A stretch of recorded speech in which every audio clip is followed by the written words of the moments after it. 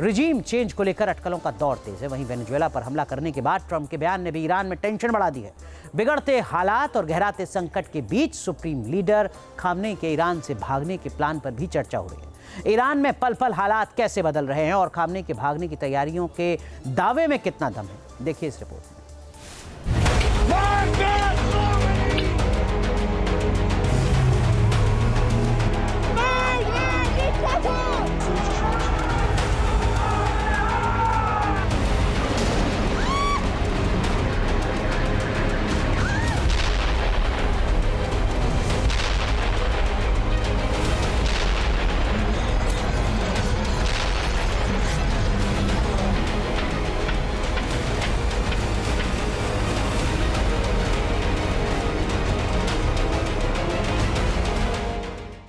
Venezuela में बम बरसाकर Trump ने Maduro को सत्ता से हटाया।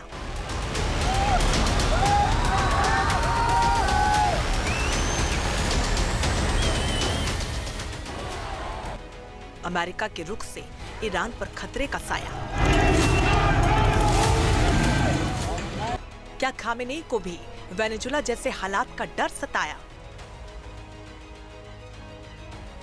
3 जनवरी को वेनेजुएला में हमला कर ट्रंप ने अपने दुश्मन मादुरो को सबक सिखाया। अमेरिका का यह एक्शन जितना सटीक था उतना ही चौंकाने वाला भी।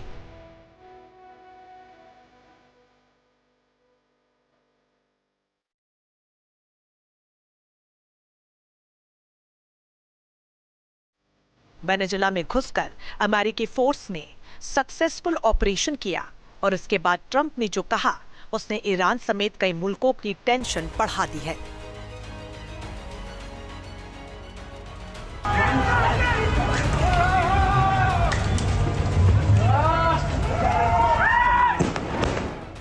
ट्रंप का यह बयान ऐसे वक्त में आया जबकि ईरान के अंदरूनी हालात विस्फोटक बने हुए हैं।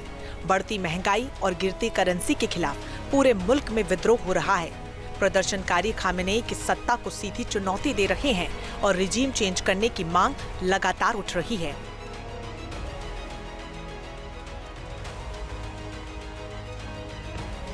ईरान में प्रदर्शनकारी लगातार मोर्चा संभाले हुए हैं। IRGC की तमाम कोशिशों के बाद भी लोग शांत नहीं हो रहे। ऐसे में खतरा खामेनेई की कुर्सी पर मंडराने लगा है।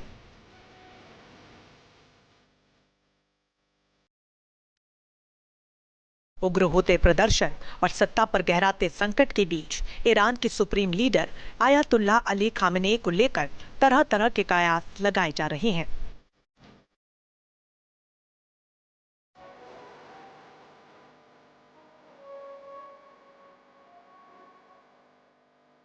हाल ही में एक इंटरनेशनल मीडिया रिपोर्ट ने यह दावा किया कि ईरान में बढ़ते विरोध प्रदर्शनों के बीच 86 साल के खामेनेई अपने 20 करीबी परिवार वालों के साथ देश छोड़ने की तैयारी कर रहे हैं। खामेनेई के उत्तराधिकारी माने जाने वाले उनके बेटे मुज्तबा का नाम भी इस लिस्ट में है। रिपोर्ट के मुताबिक ये कदम तब उठाया जाएगा जब सुरक्षा बल या सेना सरकार के आदेशों का पालन करने से मना कर दे। दावा किया गया कि खामेनेई के पास विदेशों में संपत्ति और संसाधन मौजूद हैं और वो रूस की राजधानी मॉस्को शिफ्ट हो सकते हैं।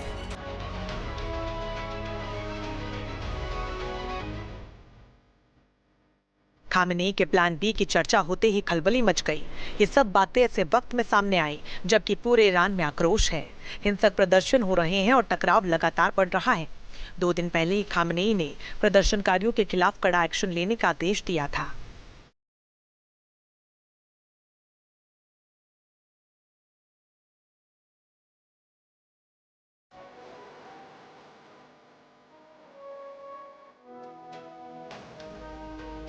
ईरान को लेकर ट्रंप का ये रुख बेहद सख्त रहा है।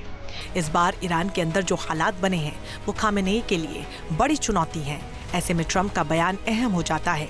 हालांकि ईरान के एक्सपर्ट वेनेजुएला जैसा एक्शन तेहरान में किए जाने के अटकलों को खारिज कर रहे हैं।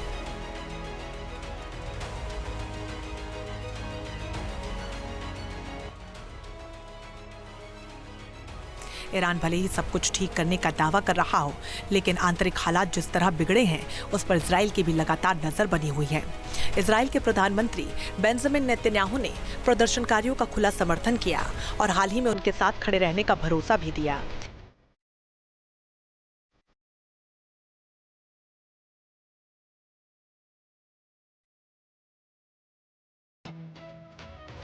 खामेनेई के खिलाफ ईरान की जनता को सपोर्ट करने की बात इजराइल के प्रधानमंत्री पहले भी कहते रहे हैं, मगर इस बार ईरान के अंदरूनी हालात बेहद गंभीर हैं और इजराइल मौके का फायदा उठाने की तैयारी में है।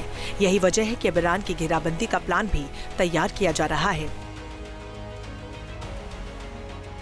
इजरायली मीडिया के मुताबिक नेतन्याहू ने ईरान के खिलाफ ऑपरेशन आयरन स्ट्राइक को मंजूरी दी।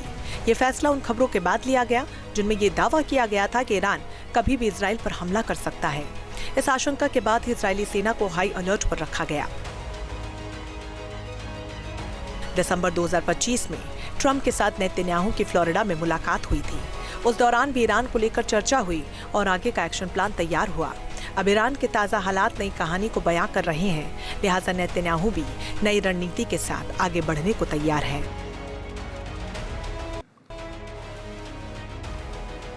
जून 2025 में 12 दिनों तक चली जंग भले ही थम गई हो, लेकिन ईरान और इजराइल में तनाव अभी भी बरकरार है। इस बीच ट्रंप की ओर से बार बार दी जा रही धमकी भी मिडिल ईस्ट का माहौल गरमा रही है।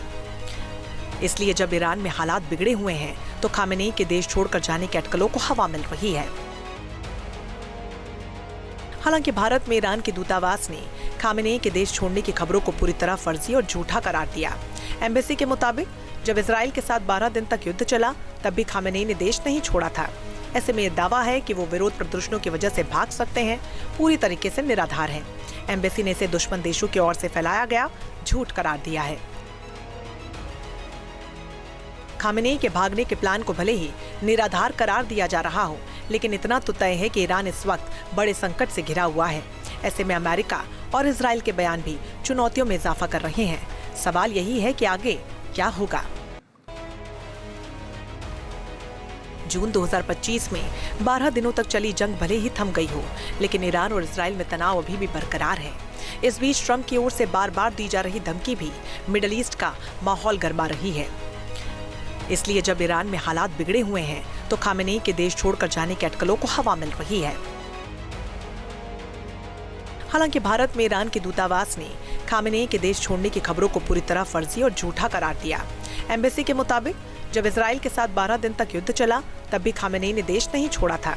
ऐसे में यह दावा है कि वो विरोध प्रदर्शनों की वजह से भाग सकते हैं पूरी तरीके से निराधार है। एम्बेसी ने इसे दुश्मन देशों की ओर से फैलाया गया झूठ करार दिया है।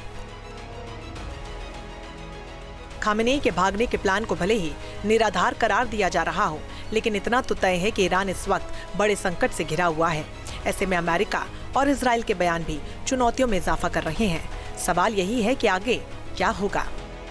टीम न्यूज़ ने आपके मोबाइल पर तुरंत आएगी ब्रेकिंग न्यूज। स्क्रीन पर सबसे पहले दिखेगी बड़ी खबर। देश दुनिया की हर खबर एक जगह। अब आपके मोबाइल पर तुरंत फटाफट इंस्टॉल कीजिए न्यूज़ नेशन ऐप और रखिए खुद को अपडेट।